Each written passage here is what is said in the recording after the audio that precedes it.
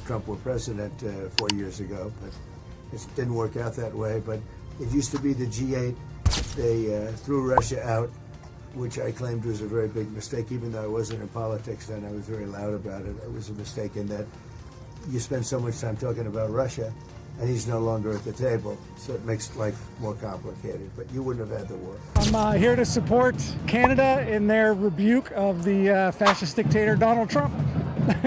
Yeah, it's a great crowd. It's awesome to see. Yeah. Well, as a dual citizen, I am extremely concerned that the country that I lived in for most of my life is under a dictatorship. And my concern is that he will take over Canada if things do not, if things continue to go the way they're going. What is holding up a deal with Canada from your perspective? It's not so much holding up. I think we have different concepts. I have a tariff concept. Mark has a different concept, which is something that some people like. But we're going to see if we can get to the bottom of it today. I'm a tariff person.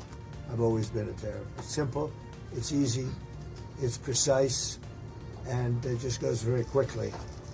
And I think Mark has a more complex idea. Cost of living crisis, we have environmental degradation, the rising tariff wars, the rising wars around the world, and they have no solution because their system has no solution. If you don't mind, I'm going to exercise my role, if you will, as G7 chair, since we have a few more minutes with the president and his team, and then we actually have to start the meeting to address some of these big issues. So, alors merci beaucoup pour vos questions. I'm going to exercise my role as G7 chair. With those words, Mark Carney, hosting the G7 summit in Kananaskis, Alberta, interrupted Donald Trump and ended his press conference. That moment didn't just silence Trump, it marked a turning point in Canada-U.S. relations.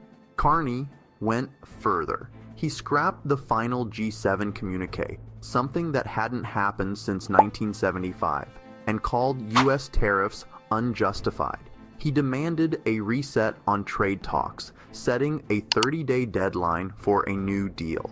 The stakes were clear. As tensions rose inside the summit, pressure was building outside. As Trump's arrival in Canada became imminent, Ottawa's streets erupted with protest. The city had seen demonstrations before, but this was on another level. Crowds gathered outside the U.S. Embassy and along York Steps, holding signs that read, "No more tyrants," and "We remember the 1930s." The message was direct. This was not just about tariffs, but a broader rejection of Trump's leadership and what it represented. Protesters from all walks of life showed up, and local media captured the scene. Hundreds lining embassy steps, thousands more rallying near Parliament Hill. One dual citizen, voice shaking, told reporters, "I'm watching my other country slide toward dictatorship."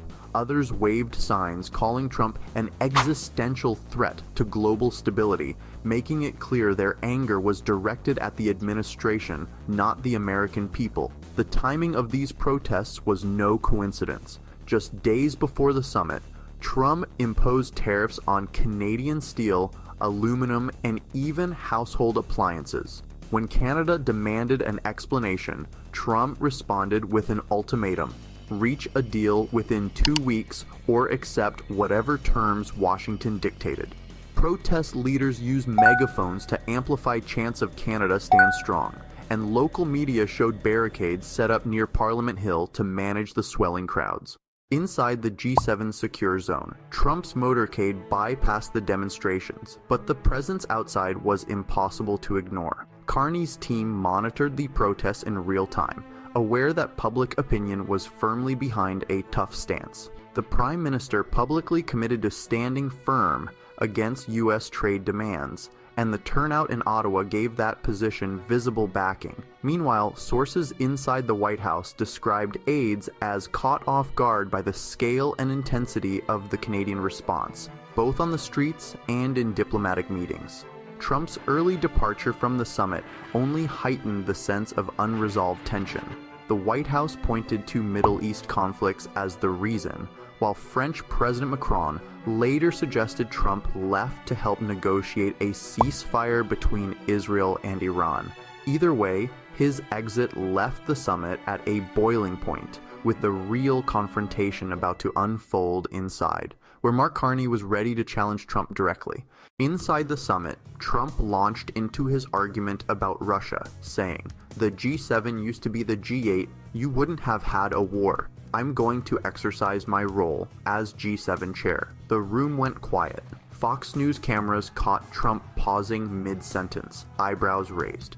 The New Republic called it a brutal shutdown, a rare public rebuke in front of world leaders. Carney's move wasn't just about keeping order. Trump had spent the summit pushing steel and aluminum tariffs, threatening more on autos, and demanding one-sided concessions. Carney's aides later confirmed this was planned. They had rehearsed how to respond if Trump tried to hijack the agenda.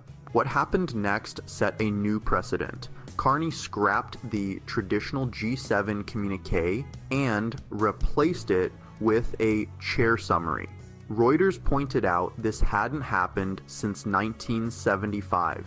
The message from Canada was simple. They would not endorse Trump's trade war or his tactics. Several leaders, including Macron, later praised Carney's assertive stance. According to insiders, several European envoys privately expressed relief once the U.S. delegation left early. The White House tried to claim Trump left for urgent Middle East talks, but Macron contradicted that, saying Israel-Iran discussions were already underway. Meanwhile, Canada released numbers showing Trump's 10% tariffs on steel and aluminum hit $1.1 trillion in allied imports. Carney called those tariffs unjustified, a legal term that opened the door to WTO action. Instead of announcing immediate retaliatory tariffs on whiskey or bourbon, Canada threatened reprisals targeting key U.S. sectors like dairy, softwood lumber, and aluminum. They also warned they would pursue challenges at the WTO and move faster on trade deals with the EU and Japan, pushing Washington further to the margins. Reuters noted that after the summit, Ukrainian President Zelensky lingered with Carney, a gesture that signaled Canada's growing influence inside the G7 as U.S. leadership faltered. By the end, 6 out of 7 nations had aligned against Trump's approach. The traditional sense of unity was gone, replaced by a new reality. Canada had drawn a line, and the next phase would be decided in the 30-day negotiation window that followed. With negotiations now underway, the stakes for both countries are clear. Carney and Trump agreed to a 30-day window to hammer out a new economic and security deal. If talks collapse, Canada has warned of reprisals targeting U.S. sectors, softwood, beef, and critical minerals, with potential losses up to $4.2 billion. According to Bloomberg and Statistics Canada, Trump framed his early exit as a response to urgent Middle East issues, but critics saw it as a move to avoid further diplomatic tension. The G7 showed Canada stepping into a leadership role on trade, challenging the U.S. hegemony. With that window now open, all eyes will be on Ottawa and Washington. Join the conversation. Do you think Canada's bold stand will force Washington to reconsider its tariffs? Hit subscribe for updates.